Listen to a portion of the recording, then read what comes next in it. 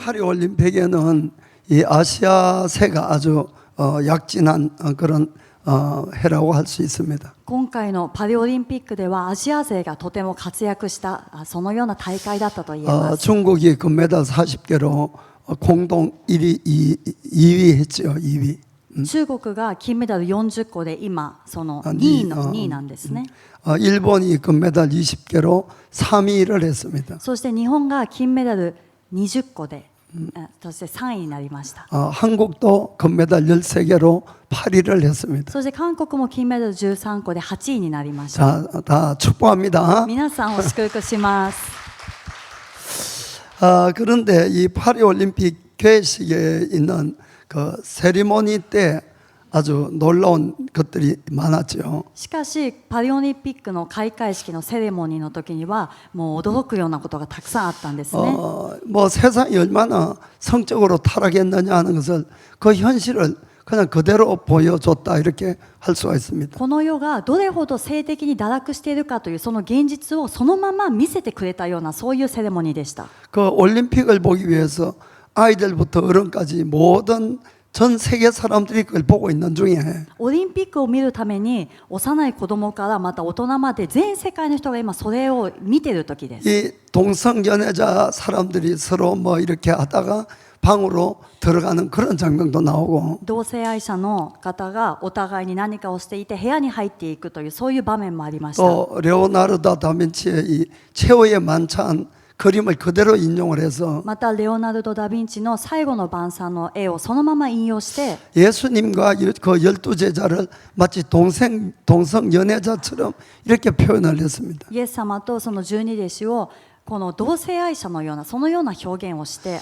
表しました。 여러분들도 다 아시겠지만은 皆さんも見た方わかると思いますけれども 어느 나라의 그 권투 선수는 남자였어요. ある国のそのボクシングの選手は男性だったんです。 그래 작년에 그 여자 세계대회 출전해서 금지된 선수들이었어요. そして去年その選手は女性の世界大会で禁止されたんですね。出場できなか 그런데 ったん 이번 です。 올림픽에서는 통과를 시켜버린 거예요. でも今回のオリンピックではそれを許可してしまいました。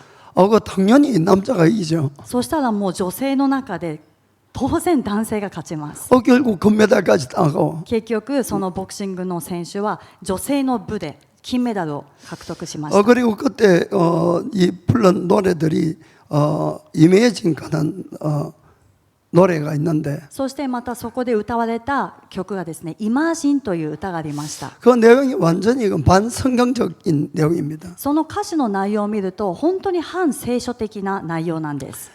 영어는 발음이 약해서 안 하고 英語の歌詞を飛ばしますね。 천국이 없는 것을 상상해 보시기 바랍니다. 天国がないことを想像してみてください。 당신도 해보면 간단할 겁니다. あなたもやってみれば簡単です。 우리들 밑에는 지옥도 없고 私たちの下には地獄もなく、 우리들의 위에를 보더라도 私たちの上を見ても 오직 하늘만 보이지 않습니까? ただ空だけが見えるでしょ 모든 사람들이 う。すべての人が 오직 오늘이란 이 날을 위해서 ただ今日というこの日のために 산다는 것을 한번 상상해 보시기 바랍니다. 生きていくということを一度想像してみてください。 얼마나 좋은 세상이 되냐는 그런 이야기입니다. それでもうそうなったらどれほど良いこの世になるでしょうかというそうい 이 う 가사 歌詞です。 내용은 この歌詞の内容は 하나님의 존재도 없고 神様の存在もない、 사람이 죽고 나면은 심판도 없고 人が死んだ後裁きもない、 천국도 지옥도 없고 天国も地獄もない。 그렇기 때문에 だから 오직 오늘이라는 이 시간을 ただ今日というこの時間を 즐겁게 사는 것이 얼마나 좋겠냐는 그런 내용입니다. 楽しんで生きていくことがどれほど良いでしょうかという歌詞なんです。 완전히 세상을 타락시켜가는 그런 내용을 이 담겨 있는 겁니다. この世の中で堕落していくその内容が含まれています。 결국 이번에 올림픽의 초점은 結局今回のオリンピックの焦点は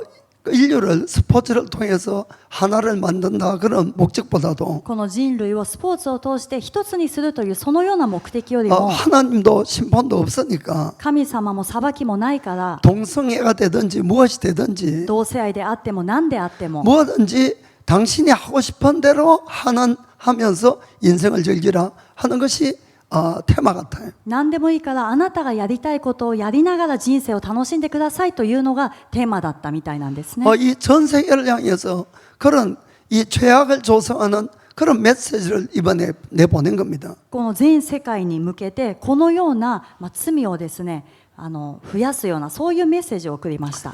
사실 저는 이 하나님도 이거 보시고 이제 이 완전히 간님 부끄러운 오가 길었다다. 私は神様もこれを見て本当に堪忍袋の尾が切 이제 れたんじゃないか。 하나님 어디까지 모욕을 해야지 하나님이 더 이상 참으시겠냐는 이야기입니다. どれほど神様を冒涜した時に神様はどこまで耐えてくださるのか。 사실 우리가 성경 안에 심판이 여러 번 있습니다. 私たちは実際聖書を見ると裁きというのがいくつも出てきます。 그 먼저 노아의 홍수 때 왜 심판이 일어납니까? まずノアのその洪水の時になぜ裁きがあったでしょうか。 자, 창세기 6장 5절 6절 보면은 創世記6章5節6節 여호와께서 사람의 죄악이 세상의 관영함과 그 마음의 생각이 모든 계약이 항상 압할 뿐임을 보시고 主は地上に人の悪が増大し、その心に計ることが皆いつも悪いことだけに傾くのをご覧になった。 땅 위에 사람 지으셨음을 한탄하사 마음에 근심하시고 それで主は地上に人を作ったことを悔やみ、心を痛められた。 결국 세상에 죄악이 관영을 해서 하나님이 더 참으실 수 없을 때 심판이 일어난다는 겁니다. 結局この世に罪が増大して神様がこれ以上耐えることができないとなった時に裁きが来ました。 우리가 소돔과 고모라가 유황불에 다 멸망한 걸 알고 있습니다. 私たちはソドムとゴモラがその硫黄の火で焼かれたのを知ってます。 왜 그런 일이 일어납니까? なぜそうなったでしょうか。 창세기 28장 20절 보더라도 創世記18章の20節 여호와께서 또 가라사대 소돔과 고모라에 대한 부러지점이 크고 그 죄악이 심히 중하니 そこで主は仰せられた。ソドムとゴモラの叫びは非常に大きく、また彼らの罪は極めて重い。 결국은 죄가 넘치기 때문에 하나님은 심판을 할 수밖에 없다 그런 이야기입니다. 結局罪がはびこってしまって神様は裁かざるを得ないというところまで来てしまいました。 세상 사람들도 자꾸 이제 세상 종말인 것 같다 이런 이야기를 합니다. この世の人でさえももうこの週末世の終わりが来てますねということを口にするんです。 왜 그렇습니까? なぜでしょうか。 상식적이 아닌 그런 죄악들이 넘치기 때문에 그렇죠. なぜなら常識を超えたそのような罪がどんどん増えているからです。 요즘번에 트럼프 전 대통령의 이 저격 사건이 있었어요. 前ですね、この間トランプ前大統領のこの銃撃の事件がありましたね。7月。 그런데 그 4개월 전에 그 트럼프가 귀에 총을 맞을 거라는 것을 정확하게 예언한 사람이 있었어요. でもその4ヶ月前にこのトランプ大統領が耳にですねこう銃弾が撃たれるということを正確に予言した人がいました。 브랜던이라는 사람인데 そのブランドンという人です。 그분도 휴거와 예수님의 재림이 아주 가깝다고 경고를 하고 있습니다. その方もこの景挙とイエス様の再臨がとても近づいていますということを警告しています。 그래서 오늘 밤에는 정말 예수님이 언제 오실지 모르는 이때에 それで今晩は本当にイエス様がいつ来られるかわからないこの時代に 예수님이 언제 오시더라도 우리가 당당하게 주님 앞에 서기를 원하는 겁니다. もうイエス様がいつ来られたとしても私たちが堂々と主の御前に立てるそのような私たちにならなくてはなりません。 그래서 우리는 그 준비를 항상 하고 있어야 되는 겁니다. ですから私たちは常にその準備をしていなくてはなりません。 그래서 여러 가지 있겠지만은 いろんなことがいろいろあるんですね。 그 중에서 아주 매일같이 우리가 점검을 해야 될 두 가지를 좀 말씀을 し 드리겠습니다. かしいろいろある中でその中でも毎日私たちが点検しなくてはならない2つのことを皆さんにお伝えします。 그것이 바로 거룩함과 인간관계를 이야기하는 겁니다. それは清さと人間関係です。 성경에는 히브리서 12장 14절 보면은 聖書はヘブルの12章の14節を見ると 자, 주연 모든 사람으로 더불어 화평함과 거룩함을 쫓으라. 이것이 없이는 아무도 주를 보지 못하리라. すべての人との平和を追い求め、また清められることを追い求めなさい。清くなければ誰も主を見ることができません。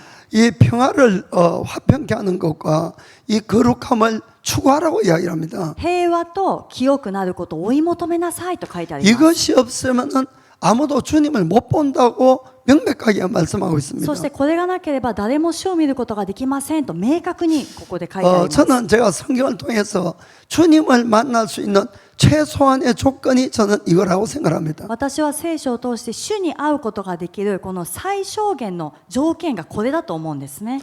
지금은 뭐 세상 뭐 종말이다 해서 휴가라든지 뭐 이런 데 관심도 많습니다. もう今この時代は世の終わりだって言われて景挙こういったものに関心を持つ人が多くいます。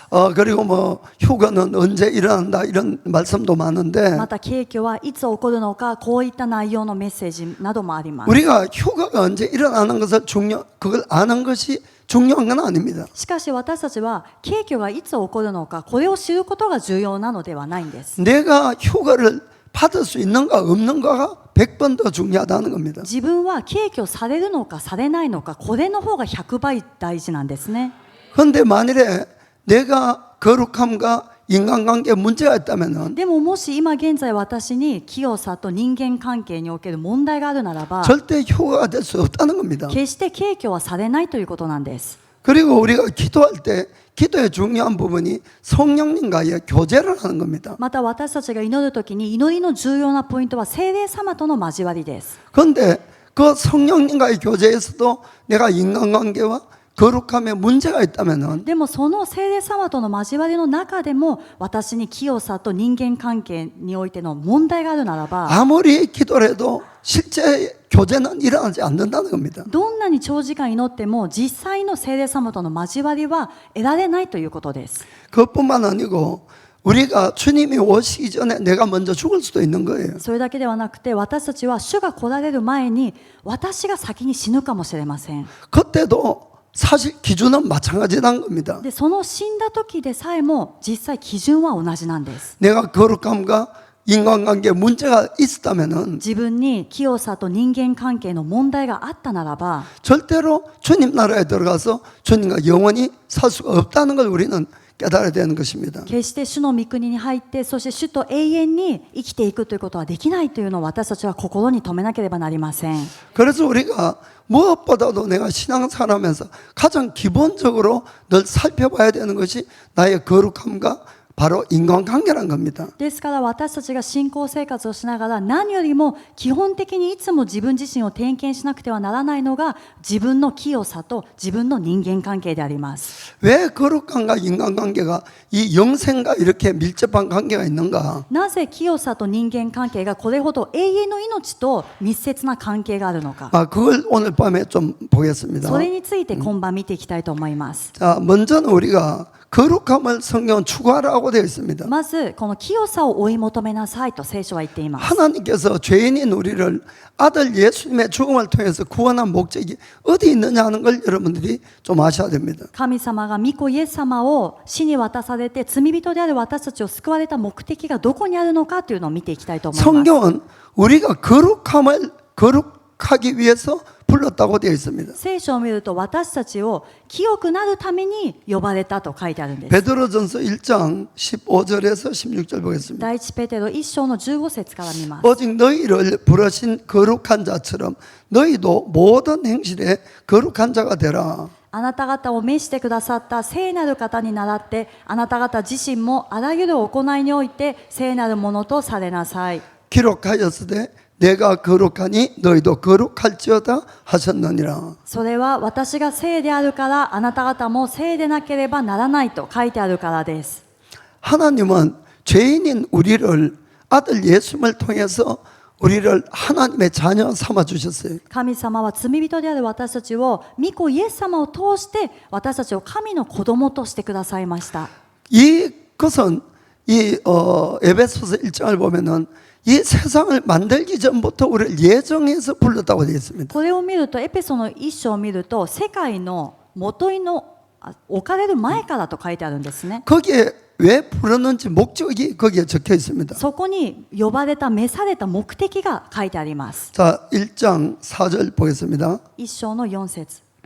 자, 곧 창세전에 그리스도 안에서 우리를 택하사 우리로 사랑 안에서 그 앞에 거룩하고 흠이 없게 하시려고. すなわち神は私たちを世界のもといの置かれる前から彼にあって選び、見前で清く傷のないものにしようとされました。 우리 인간이 타락할 것도 주님은 다 알고 계셨습니다. 私たち人間が堕落することも主は全部知っておられました。 그래서 아들 예수님을 통해서 우리를 선택하시고 부르시는데 だから御子イエス様を通して私たちを選ばれて、そして召されたんですけれども、 그 그리스도 안에서 거룩하고 흠이 없게 하려고 우리를 불렀다는 겁니다. そのキリストの中で私たちを清く傷のないものにしようとされたんです。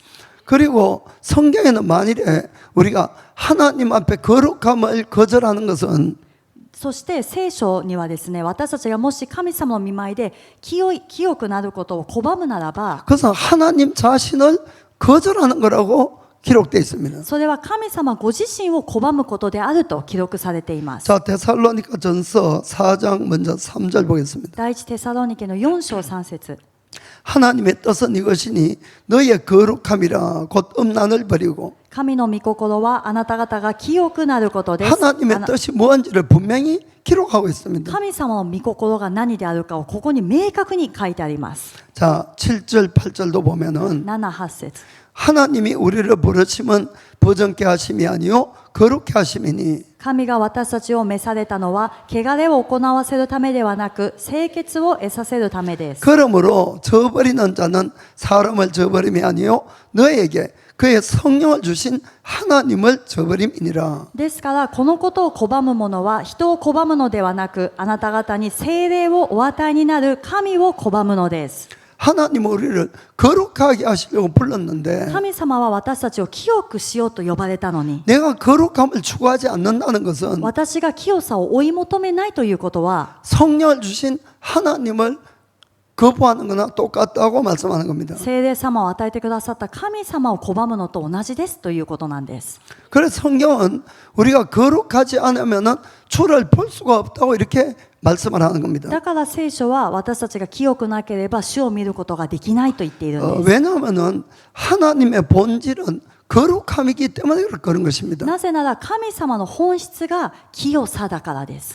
어떤 분은 물론 하나님의 본질은 사랑이잖아요 라고 말씀할 수도 있어요. もちろん神様の本質は愛ですよねという方もいらっしゃいま 물론 すね。 성경은 하나님은 사랑이시니라고 분명히 적혀 있습니다. 聖書を見ても神は愛ですとも書いてあります。 그러나 그 하나님의 사랑이라는 것도 しかしその神様の愛というものも 이 거룩함이라는 베이스 위에 사랑인 걸 우리가 깨닫고 하셔야 됩니다. 清さというものの上にある愛であることを私たちは知らなくてはなりません。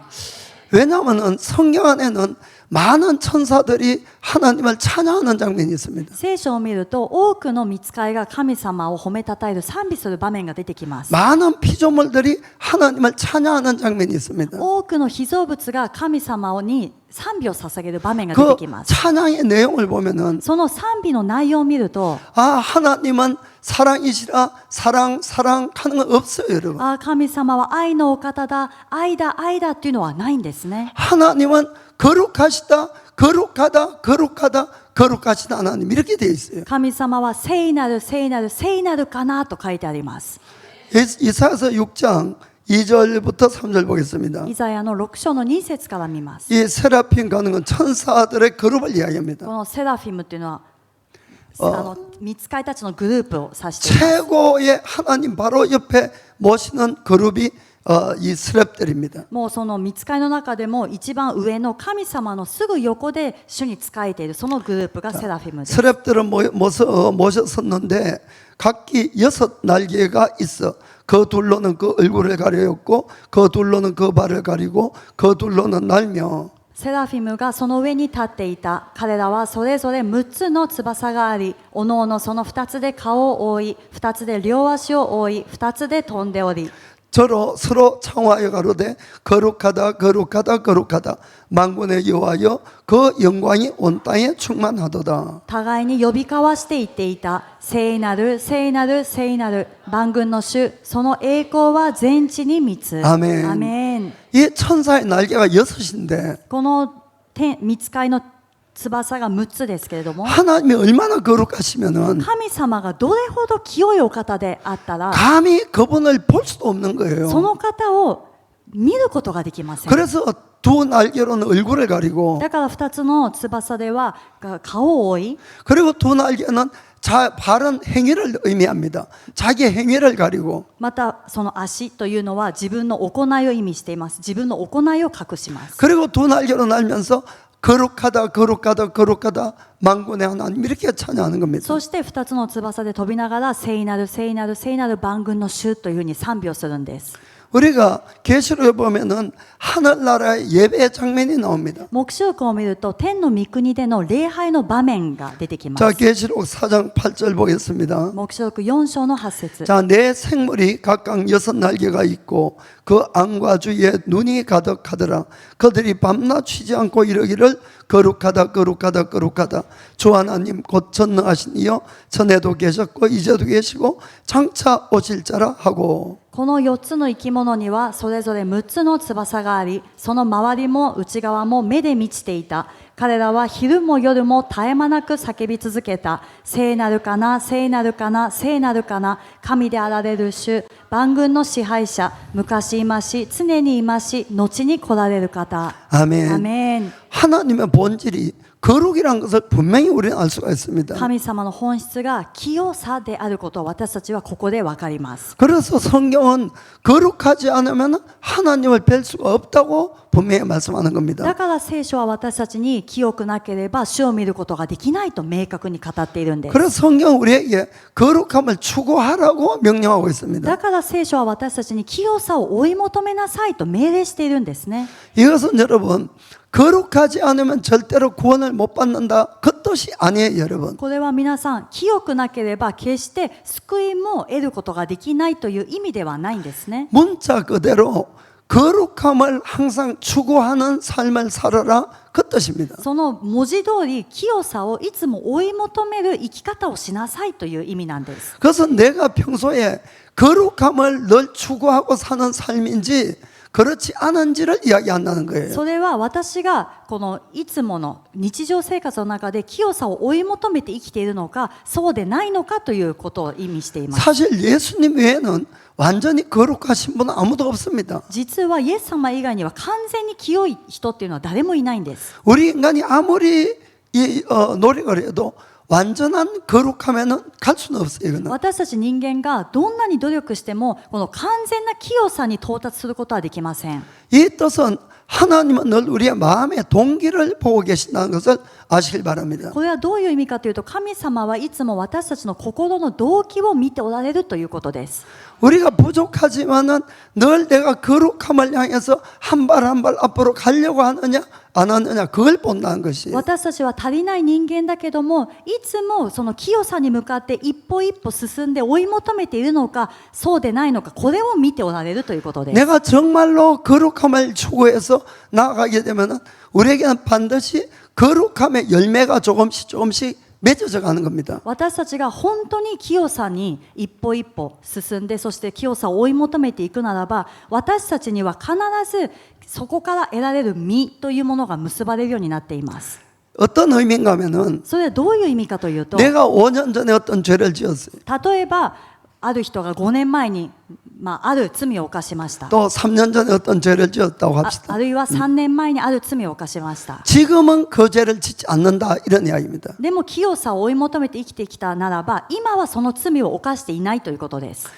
옛날에는 혼자 숨어서 어떤 죄를 즐기고 지었다고 할지라도 以前は一人隠れてある罪を犯しながら楽しんでいたとしても、 지금은 끊은 사람이 거룩함을 추구한 사람이라는 겁니다. 今は断ち切った人が、その人が毎日清さを追い求めている人だと言えます。 우리가 완전하진 않지만은 죄를 하나씩 끊어가고 이겨가는 것을 말씀하는 거예요. 私たちが完璧ではないけれども、罪を一つ一つ断ち切って罪に打ち勝っていく、これを意味しています。 그것이 바로 그 사람은 거룩함을 추구하는 사람이에요. それはまさにその人は清さを追い求めた生き方をしていると言えるからです。 그런데 만일 그 사람이 거룩함을 추구하지 않게 되면은 でももしこの人が清さを追い求めなくなってしまうと、 5년 전에 지은 그 죄를 5年前犯していたその罪を 지금도 그 죄를 혼자서 즐기는 겁니다. 今もその罪を一人で楽しんでいるということです。 남 몰래 지은 그 죄들이 끊어지지 않는 거예요. 人知れず犯してきた罪、これを断ち切ることができていません。 그 거룩함을 추구하지 않은 증거라는 겁니다. それは清さを追い求めてこなかった証拠になります。 우리가 몰래 주님 앞에 죄를 짓고 私たちが秘密の場所で主の見舞いで罪を犯してきたこと、 그리고 주일날 와서 하나님 앞에 그 죄를 감추고 찬양한다고 주님이 그걸 받으시겠냐 하는 이야기입니다. そして日曜日教会に来てその罪を持ったままでも隠して主の見舞いで礼拝捧げるからといって主はその礼拝を受け取るでしょうか。 우리는 이 문제를 아주 좀 심각하게 생각하셔야 됩니다. 私たちはこの問題を本当に深刻に考えなくてはなりません。 왜냐하면 성경에는 분명히 말씀을 하고 있기 때문에 그렇다는 겁니다. なぜなら聖書には明確に語っているからなんですね。 거룩하지 않으면 주님을 볼 수가 없다는 거예요. 清くなければ誰も主を見ることができない。 예수님이 미리 우리가 죽기 전에 오실 수도 있고 イエス様は私たちが死ぬ前に来られるかもしれません。 그러나 죽은 다음에 주님을 볼 수도 있겠죠. しかし死んだ後に主を見るかもしれません。 그러나 상황이 어떻게 된다 할지라도 その状況はどうであれ、 먼저 내가 거룩함이 없이는 주를 만날 자격이 없다는 걸 정말 마음으로 깨닫기를 부탁드립니다. まずは私たちが清さがなければ主に会うその資格がないということを心から悟りましょう。 두 번째는 우리가 인간관계에서 화평을 늘 추구를 해야 됩니다. 2番目は私たちが人間関係で常に平和を追い求めなくてはなりません。 우리가 하나님 앞에 죄를 버리고 거룩해지는 것은 참 중요한 일입니다. 私たちが神様の御前で罪を捨てて清くなるということはすごく重要なことです。 그거와 마찬가지로 사람과의 화평함을 추구하는 것도 동일하게 중요하다는 걸 아셔야 됩니다. でもそれと同様に人との平和を追い求めることもこれも同じように重要であるということを悟らなくてはなりません。 우리가 살아가면서 주일날 사모님도 설교를 했지만은 이 부딪힘이 없을 수는 없어요. 日曜日エッセル先生もメッセージを語られましたけれども、私たちは生きていきながらこのぶつかり合うということを避けることはできないんです。 사랑한다면서도 가족 안에도 발생을 하고 愛していると言いながらもその家族の中でもそのぶつかり合いというのはあるんですね。 학교에서나 회사에서나 교회에서나 また学校でも会社でも教会の中でも 문제는 부딪히게 되면은 그 다음에 내 속에 분노와 미운 감정이 생긴다 이런 이야기입니다. でも問題はぶつかるようになるとその後自分の心の中に憎しみとそして怒りという憤りがあるんです。 그리고 그 안에는 물론 자기가 억울하게 당한 사람들도 있을 거예요. その中には本当にこっちが不当な扱いによって悔しいというふうにただやられた側もいると思うんですね。 그러면 큰 상처도 있겠지요. そうすると大きな傷を負うことにもなります。 그런데 그러면은 자기가 가지고 있는 분노나 미움을 당연하다고 생각하는 경우가 있어요. そうすると自分が今抱いている怒りそして憎しみがこれは当然だと思ってしまう人がいます。 그러나 우리가 그걸 인간적인 기분으로는 충분히 이해는 되지만은 もちろんそれを人間的な解釈にすると十分その理解はできます。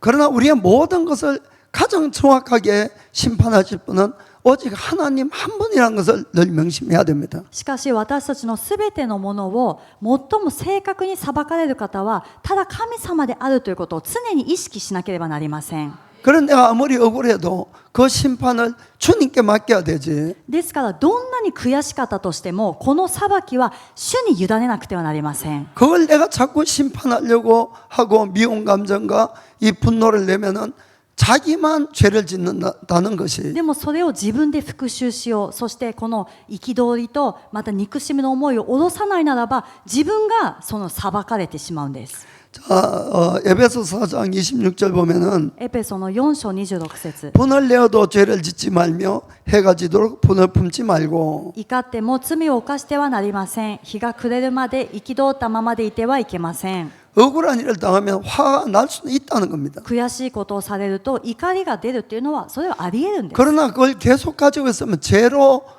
이 변할 수가 있다는 걸 경고하는 거예요. しかしこの憤りをずっと抱いたままだとこれが罪に変わるかもしれないという警告なんですね。 그래서 해가 지기 전에는 이 분을 풀으라고 성경 말씀합니다. だから聖書は日が暮れるまでには憤りをこれをもう下ろしてしまいなさ 자, い。 그 다음 구절 27절 보면은 27節 이 마귀로 틈을 타지 못하게 하라. 悪魔に機会を与えないようにしなさい。 우리가 그런 나쁜 감정을 가지면은 마귀가 와서 계속 부채질을 하는 거예요. 私たちがそのような悪い感情を抱いていると悪魔が来てずっと仰ぎます。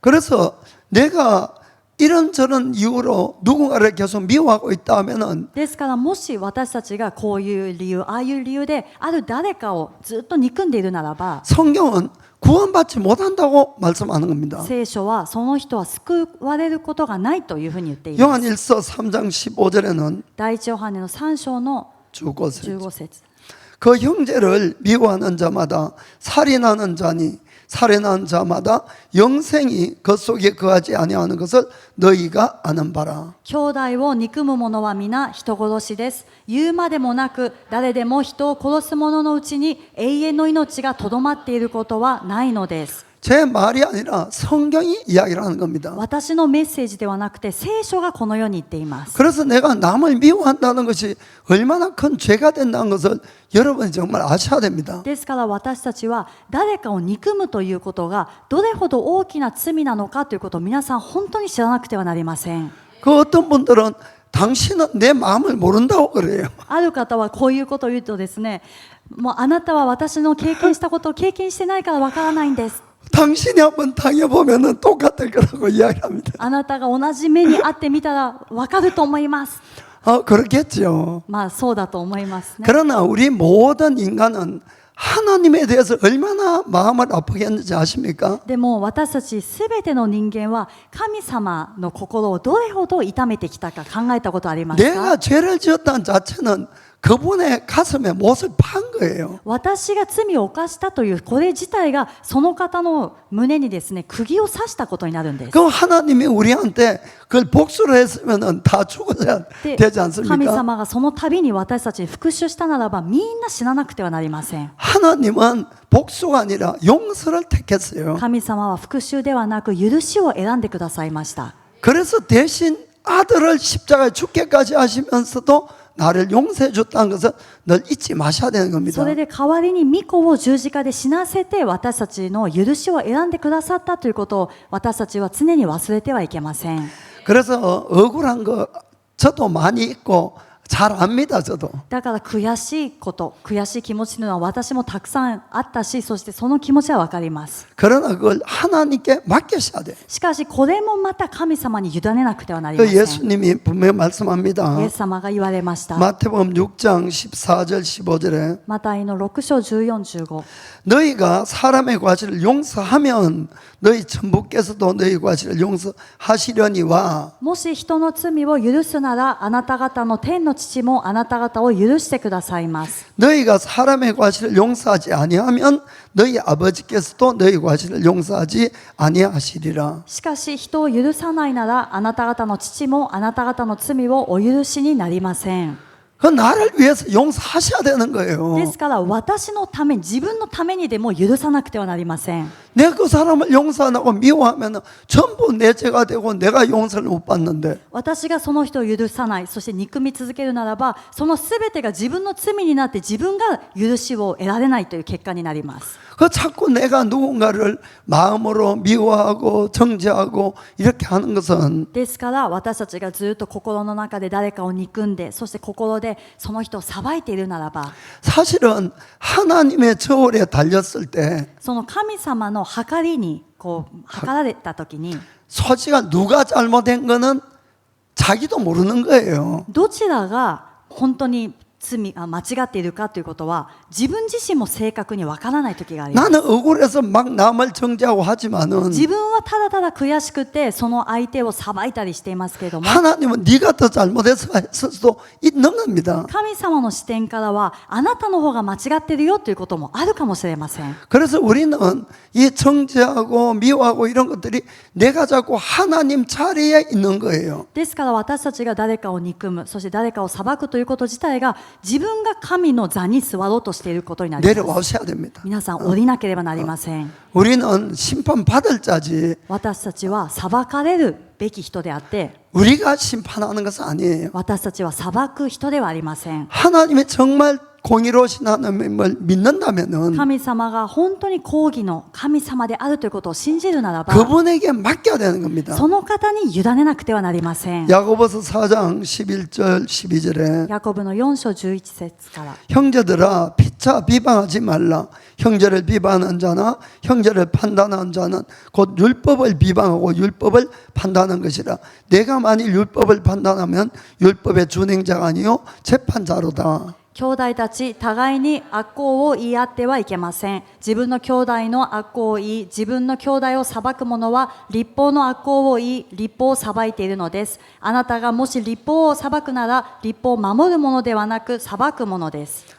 입법자와 재판자는 오직 하나이시니 능히 구원하시기도 하시고 멸하기도 하시느니라. 너는 누구간데 이웃을 판단하느냐. 立法を定め、裁きを行う方はただ一人であり、その方は救うことも滅ぼすこともできます。隣人を裁くあなたは一体何者ですか。 아멘. アメン。 그 우리가 또 때로는 시기나 질투 때문에 私たちが時には嫉妬、妬みによって 거짓말도 하고 嘘を言われ 또 たり、 다른 사람에 대해서 나쁜 소문도 내는 사람이 있습니다. そして他の人にですね、悪い噂を流す人っていうのもたまにいます。 그걸 당하는 쪽에는 참 너무 감당하기 힘든 거예요, 이게. それをやられた側というのは本当に耐えることが難しいんです。 그럴 때는 그런 거짓말하고 나쁜 소문 낸 사람한테 직접 가서 이야기는 해도 좋아요. そういう時にはそのように悪い噂、嘘の噂を流した人のところに行って直接お話しするということはいいことです。 그래도 미워는 하면 안 된다는 겁니다. それでも憎んではいけません。 그것이 바로 우리는 그걸 해야 되는 거예요. それがまさに私たちがやらなくてはならないことなんです。 또 우리가 누군가 이제 어떤 일이 터져가지고 서로 사이가 나빠졌어요. また私たちの間で誰かとですね、何かトラブルがあって仲が悪くなってしまった。 그때에 서로 먼저 손을 내미는 사람이 저는 성숙한 사람을 생각합니다. その時にまず自分から手を差し伸べる人というのが私は成熟した人だと思っています。 그런데 이제 나는 화해를 하려고 그러는데 でも自分は和解しようとしているのに 상대방은 안 받아준다. 相手が受け入れてくれない。 그건 상대방의 책임이 되는 거지 내 책임은 아니에요. そういう場合はそれは相手の責任になるのであって私の責任にはなりません。 절대로 우리가 미운 감정이나 판단한 마음이나 이건 정말 버리셔야 됩니다. ですから本当に私たちは憎む心、そして裁く心、これは捨てなくてはなりません。 하나님이 우리를 심판하는 기준은 명확하게 성경에 기록되어 있어요. 神様が私たちを裁かれる基準というのは聖書に明確に書いてあります。 가장 기본적인 것이 거룩함을 추구하는 것하고 最も基本的なものが清さを追い求めること。 그 죄를 버리는 거예요.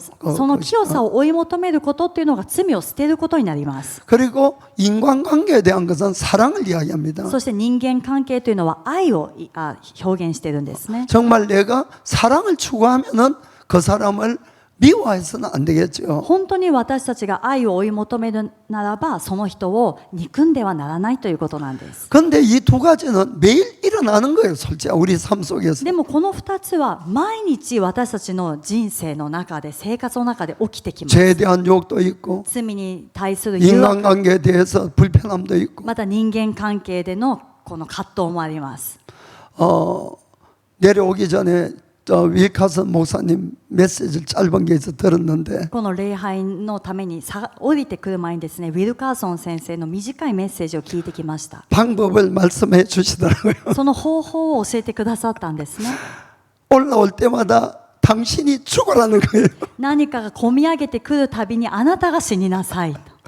내가 죽어야지 해결되는 문제라는 거예요. この自分が死んだ時にその問題は解決されます。 그 놀라운 내가 십자가에 죽을 때 でその驚くことに自分がその十字架で死んだ時 하나님의 성령께서 내 속에서 기쁨과 함께 생명을 흘려보낸다고 말씀했어요. 神様の霊、聖霊様が私のうちにその喜びとともに命をこうくださるというふうに言っていました。流すというふうに言っていました。 아멘. アメン。 그래서 여러분 이거는 죽어야 되는 거예요, 내가. ですから皆さんこの問題は自分が死ななくてはならない問題です。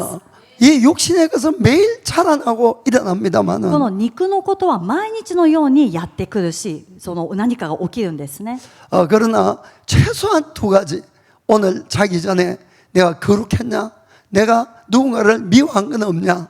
이거는 꼭 살펴보시기를 주의 이름으로 축복합니다. しかし少なくともこの2つ、皆さん寝る前に私は今日清さを追求して生きていたのか、そしてまたもう一つは誰かを憎むようなことはなかったのか、これは点検してください。